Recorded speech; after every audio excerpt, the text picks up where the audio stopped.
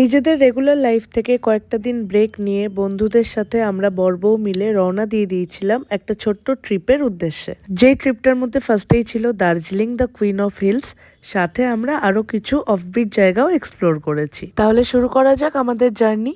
Luggage টাগেজ pack করে নিয়ে আমরা বেরিয়ে পড়লাম ট্রেনের উদ্দেশ্যে। ফার্স্টে বেলঘরিয়া থেকে ট্রেন ধরে আমরা পৌঁছে গেলাম শিয়ালদা। শিয়ালদায় গিয়ে সব বন্ধুদের সাথে দেখা হলো, ওরাও সবাই এসে গেছিলো।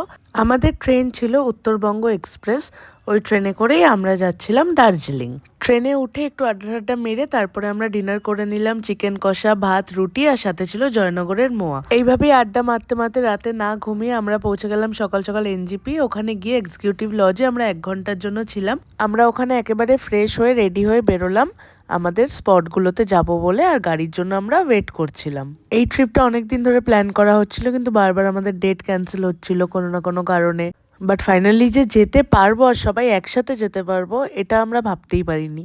তারপর আমরা ওখানে গাড়ির জন্য ওয়েট করছিলাম, ওই করতে করতে আমরা একটু ব্রেকফাস্ট করে নিলাম। ডিম পাউরুটি ছিল, ম্যাগি ছিল। বেশ অনেকক্ষণ ওয়েট করার পরে আমাদের যে গাড়ি বুক করা ছিল সেই গাড়ি এলো।